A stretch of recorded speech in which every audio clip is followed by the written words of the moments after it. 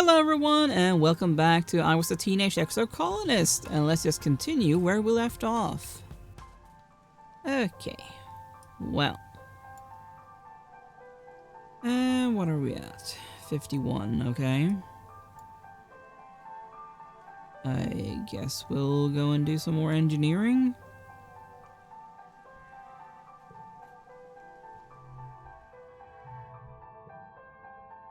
Congruence challenges you to come up with a logical paradox, right? Yeah. Done that one before.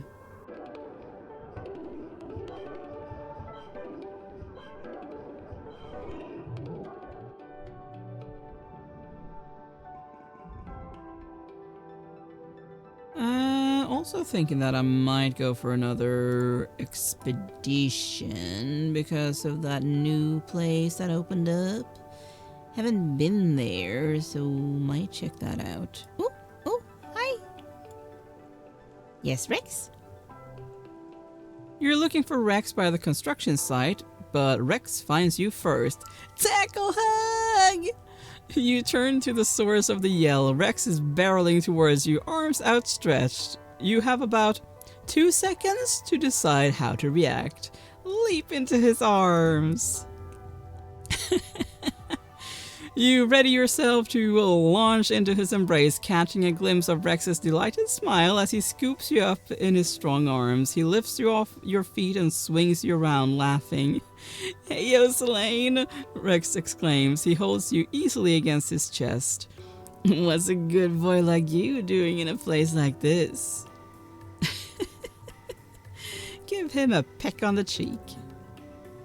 Rex's cheek is warm and soft, and you can feel the curl of his smile under your lips. He sets you down on your feet, cups your face in his hands, and presses a friendly kiss onto your forehead. Nice to see you too, Selene, he says. You think you're starting to understand this strange Helio boy and his love of hugs. So, Rex asks, crossing his arms, were you looking for me? What'd you need? Let's do something fun?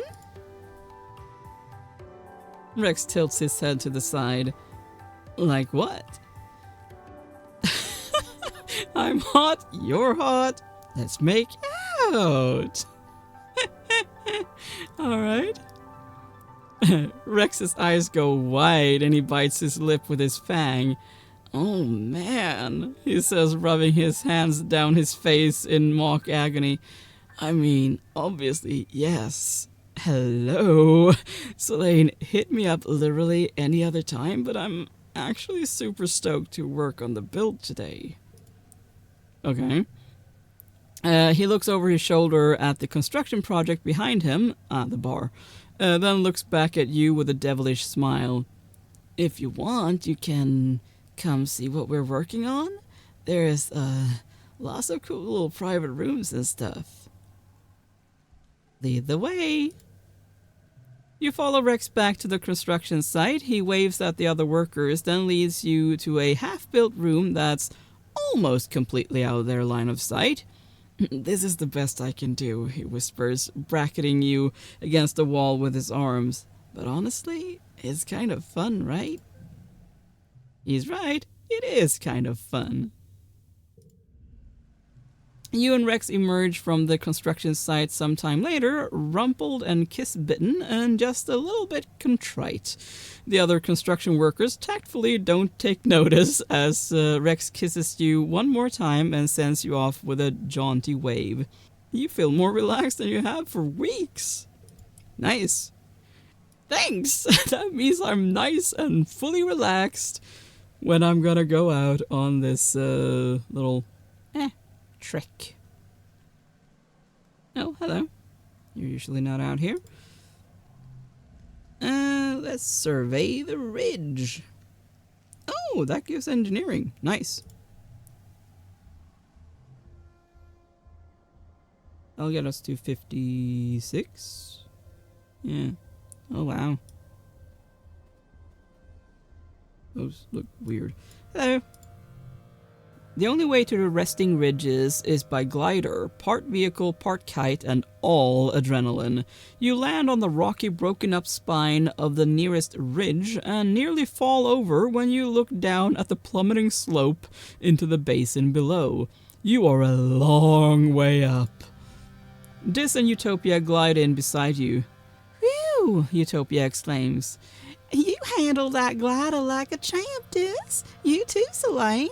She peers down over the slope of the ridge. A lot more exciting than the swamps, right? I want you two to stick together out here. It's dangerous in those ancient convergent domain ruins. Convergent domain? Ruins? You look around. The landscape is like nothing you've ever seen before. Dry, cracked soil gives way to steep cliffs, and what little vegetation here is brittle and sharp. You can feel the dry air wick away the moisture in your lips. Wait, what the heck is that glowing thingy on the ground? Strange device. You point it out. Utopia gives it a nudge with her foot. Beats me, she says. You unearth the object. It's pulsing with light and warm to the touch. Hold up, Utopia says. Don't just go picking things up, Selene. Could be radioactive, you know.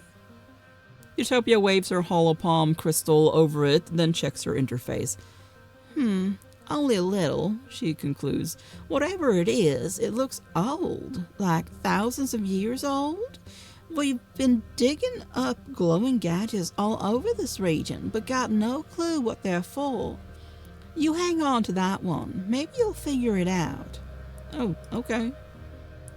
And what is that?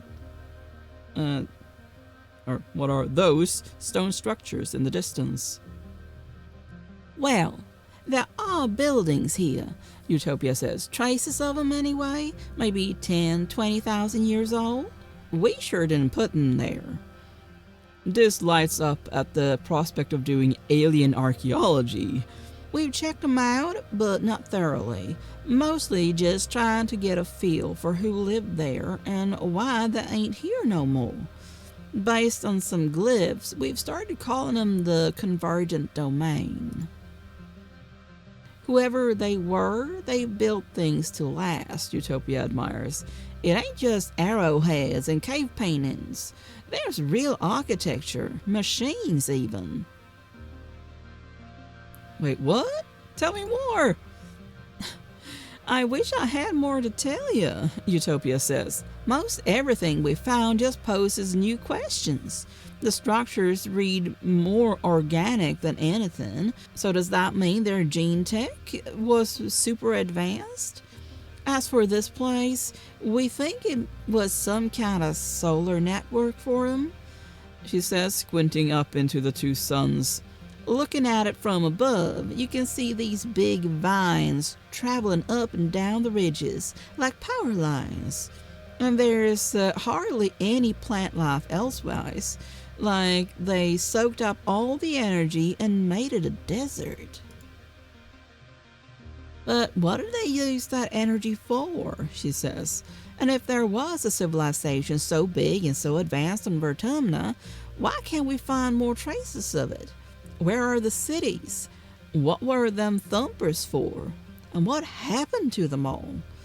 She's right. That's a lot of questions. Maybe you can help find some answers. And that crystal stuff way down below? Oh, those? Utopia says, pointing to the crystal formation so densely packed into the ravine that it looks like a sparkling river. More outcroppings of crystals decorate the slopes. They're all over the place. Be careful with them. Not sure if they're animal, vegetable, or mineral. She points off into the distance. There's a big island of them over there, like a glacier. Covers the whole damn place. Might be related to the Convergent Domain, but we ain't sure yet. So anyway, those ruins are the main thing we need you to survey while you're out here, Utopia says. But keep an eye out for anything else weird. Utopia claps the dust off her hands. Well, my job here is done. You're all set, kid.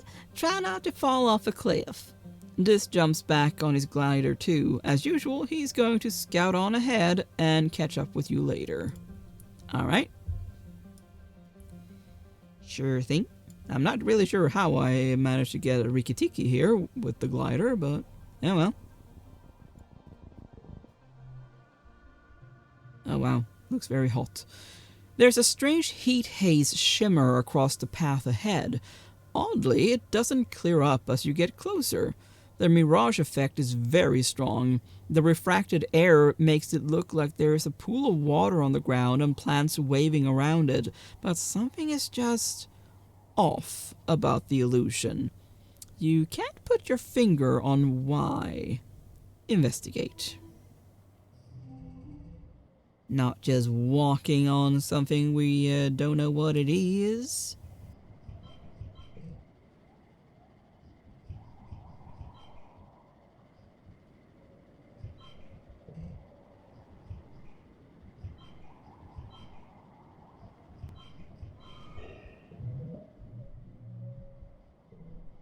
The faster you move, the faster the mirage disperses. You approach cautiously. As you do, you realize what is wrong about the mirage. It's impossible. The plants on the other side of the haze are different. Not just wibbly-wobbly from the layers of air, but bigger, older. And it's a different time of day. Evening, not morning. Then you see him. It's you. Through the heat haze, you see yourself in the distance, walking towards you. You move to the edge of the mirage and peek around it, but he isn't there. You can only see him through the heat haze, like it's some kind of doorway or mirror. Huh. Just watch. I mean, I'm not gonna go through it, because I don't know what that will do.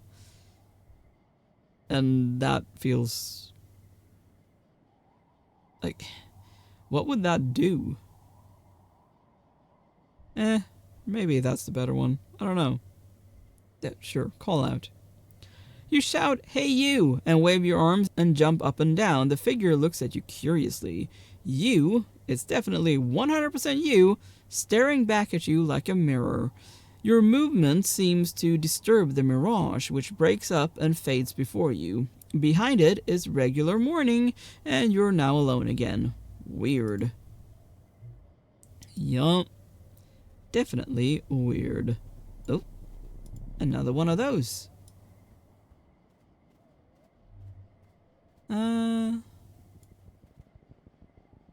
Alright. A beautiful little locust lands on your arm. It calmly washes its face with its forearms and vibrates its wings like it's cooling off. Aw, the poor little guy is all alone. Locusts are usually not alone, but sure. Yes, a little worried that I will be swarmed.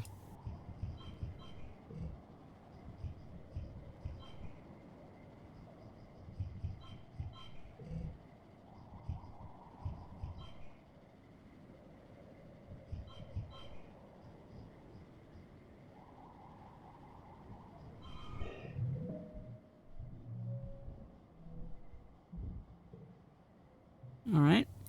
You look it up on your holopalm. It's a mask wing named because when it's frightened, it opens its wings all the way and flips them forward, making it look like a grimacing manticore. Scary. But even scarier is how much they can eat. They usually eat leafy plant matter, but they're not above eating fabric, wood, hair, or even skin. They swarm in dust and in hot places like the ridges. You see something out of the corner of your eye and look up from your new friend. Oh. In the distance, you see a haze above the ground. It's the locusts. Each one bigger than your fist. These insectoids can eat their weight in under an hour. There are millions of them out there, And they'll be here soon. Your buddy takes off to join its friends, and you gotta go. You make it to your glider in time, thankfully. You come back to this place later in the week. What foliage there had been is now stripped bare. The only things still standing are the crystals, glinting in the sunlight.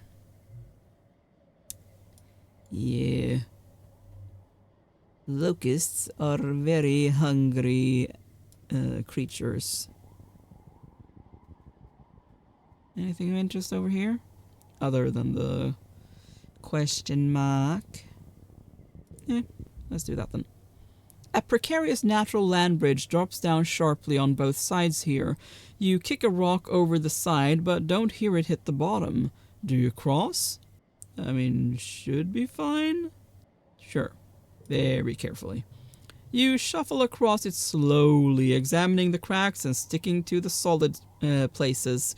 You accidentally send a few more pebbles skittering over the edge and think, better them than me.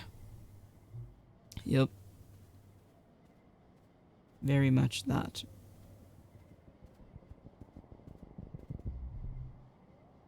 You're getting thirsty. You feel for your backup canteen, but it's missing. Somehow you lost it since you left this morning and you're all out of drinking water. The suns are high and hot in the sky, making the ground waver with heat haze mirages. Your mouth feels dry, so dry, and your head is starting to ache. You're pretty far from the outpost. You could make it back, but that'd be it for this expedition. You'd have to go home. Search for water.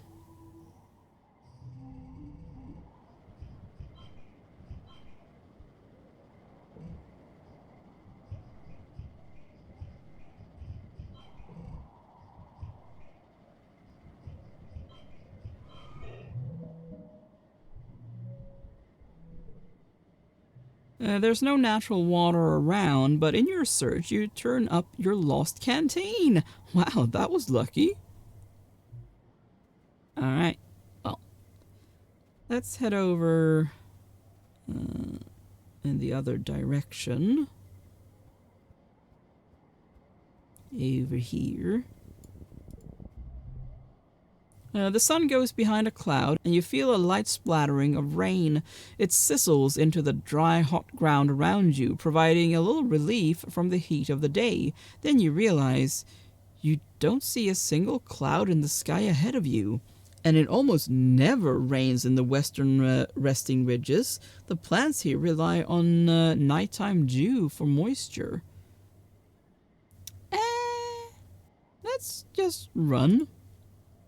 You bolt for cover with your hands thrown over your head. You don't even care what's up there. You just know that it was no rain. I'm sure I could have looked up and probably discovered something, but yeah. Didn't really feel like risking that. Okay, sure, let's do this one. Every so often, you see absolutely massive creatures here, like giant snake dragons with thousands of legs and shimmering scales. They're so large that if one crosses your path, you're in for a wait. Which is exactly what you're doing. The gargantuan dragon has been slowly lumbering over this ridge for at least half an hour, its body disappearing into the heat haze of the chasms on both sides. Its legs slowly undulate across the cracked soil, making shushing noises and scattering boulders in its wake. Might anger it, but I don't really want to wait around in this hot place, so sure. The creature is moving more than slowly enough for you to climb up using its large, soft spikes as handholds. It's going to take hours to get anywhere interesting, but from up on its back, you can see further. Also, there are other creatures up here.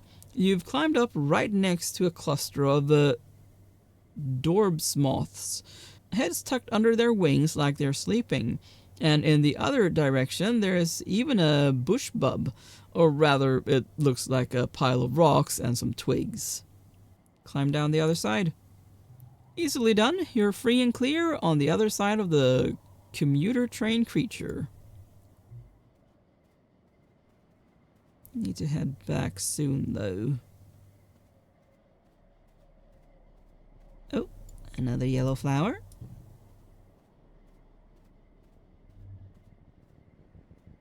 Okay, we have that there. Is there anything on this side? Yes. Alright. You're trudging along when suddenly you're buffeted by a hot wind. No, like a very hot wind. Lethally hot. The ridges are already baking, but all of a sudden it feels like you're trapped in a nuclear reactor. Your skin dries out and your lips begin to crack. Your eyeballs feel like sandpaper. Sadly, I can't do that. I am gonna turn around. Is it going to be the same here, or...? The path ahead is blocked by a field of snaking vines and brambles. They're flowering, enormous happy blossoms swaying in the shimmering heat waves. You could push through them, but your holopalm beeps a warning. A radiation warning. These flowers seem to be highly radioactive. Far too radioactive for the mild shielding your suit provides. You might be able to pass through, if you don't mind feeling the effects of radiation sickness until you can detox at a med bed. Well, if it doesn't kill you outright. Radiation is unpredictable. Take a sample. You snag a sample you can study later in geoponics. Turn around. I mean, we need to head back soon anyway. And there was one that we skipped earlier. You're treated to a spectacular sight. An enormously long caterpillar dragon kind of creature. Again, way off in the distance. It's thousands of legs and kilometer of shimmering body snaking in and out of the haze at the bottom of this chasm. You just watch it. It's terrifying. It's like a train. Take some readings. It's so far away, but you record its movement coordinates and take a video for Utopia. Alright, let's head back. I feel like we've done enough here. And we're stressed out, so...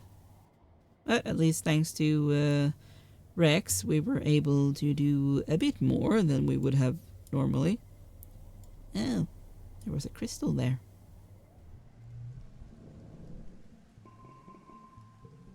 Oh, we got an extra engineering. Nice. Alright, we need to rest and relax.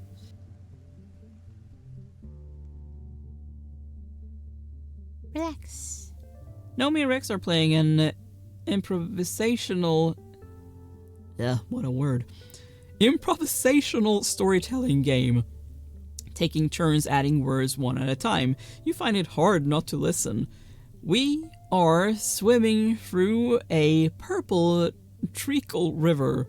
A tentacle emerges to wave hello. No, don't want to get rid of that.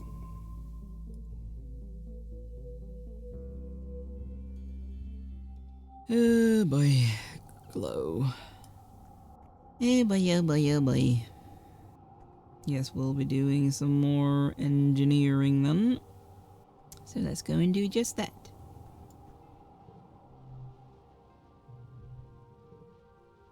This month you explore making electronic music, right? Okay, done that before.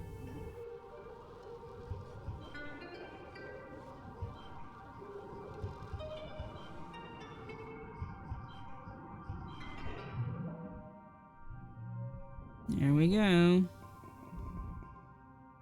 60. Nice. You're heading to bed when the sirens begin to wail, heralding the beginning of the yearly xenofauna attack. Outside your window, you see the soldiers begin to form up. This year, Nem is heading up her own squad. You see her red hair bobbing along with the others as she rushes to defend the walls. Wait it out in your quarters. You close your windows and pull the covers over your head. Then you get a holocall notification from Mars. You join and find Mars, Tangent, Cal, Rex, and Nomi already in the call. I can see everything from my bedroom window, Mars says. Nemi's got her own squad and everything now. Look at her go. Cal makes a noise of discomfort, but doesn't voice his opinion. Suddenly, your room is rocked by an immensely loud shockwave. Then, by a wall of heat you can feel even through your closed windows. Keepsakes rattle around on your shelves, some falling to the floor and shattering. Your holochat explodes with alarmed chatter. Obviously an explosion went off. I mean, pretty obvious to me. What was that? Is everyone okay?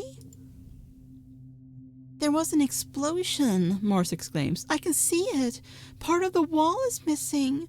There's monsters pouring in. Everyone starts talking in a panic. Tang's cool voice cuts in. The explosion came from inside, she says. Congruence made the trajectory and damage calculations.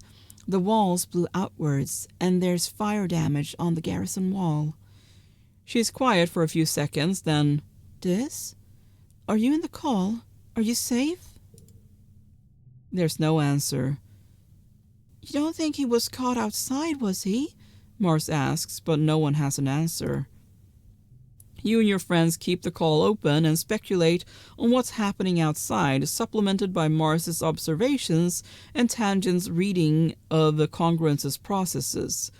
Everyone is on the call except Vase and Nem, who are defending the colony. And Dis, of course. You can't shake the dark feeling you get when you think about him. If someone set a bomb inside the colony near the garrison, you only know one person who could have done it. Yeah. In the quiet following the battle, the colony comes out of hiding to gather in the courtyard, surveying the damage. Governor Lum is on the warpath. "I'll find who did it, and I'll have their goddamn head," he yells. "I want every single strato lined up and questioned. Those were our explosives. I want to know who set that goddamn bomb." You and everyone from the strato are hauled outside and questioned on your whereabouts prior to the attack. Everyone, that is, except Diz. He is nowhere to be found, dead or alive. Yeah, well, I mean, I'm sure that Congruence records our conversations, so, I mean, we have video call evidence, I'm sure. You know? Yeah, 19. Oh boy, Diz. I know you're unhappy with how things are, but, like, seriously? That's, like, endangering everyone?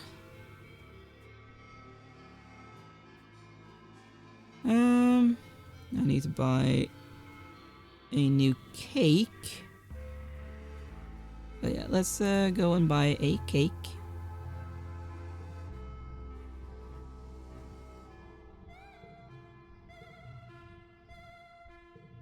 So we have that ready for his birthday.